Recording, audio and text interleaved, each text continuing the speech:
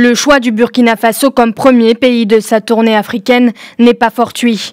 À l'en croire, la visite d'Emmanuel Macron a pour but de rendre hommage à la vitalité de la jeunesse burkinabé. Attendu sur le fond comme sur la forme, Emmanuel Macron a assuré ne pas vouloir donner des leçons, notamment sur le bon fonctionnement d'une démocratie.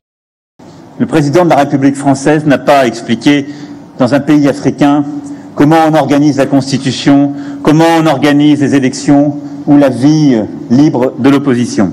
Lors de son premier grand oral africain, le président français s'est aussi présenté comme le représentant d'une génération pour laquelle les crimes de la colonisation européenne sont incontestables. Autre temps fort du discours d'Emmanuel Macron, la lutte contre le terrorisme. Il a en outre rappelé le rôle majeur de la force militaire du G5 Sahel.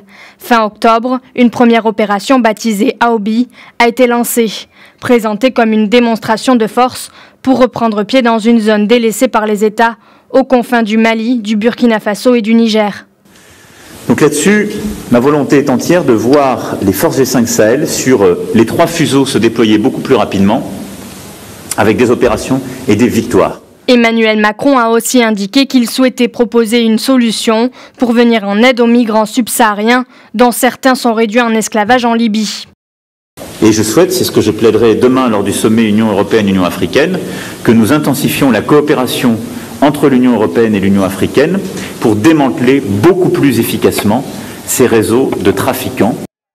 Emmanuel Macron est le 3e président français à se rendre à Ouagadougou. Cette visite s'est déroulée dans un contexte tendu, puisque des échauffourées entre police et manifestants hostiles à la présence française sur le continent africain ont éclaté en marge de la visite, faisant 3 blessés chez les civils.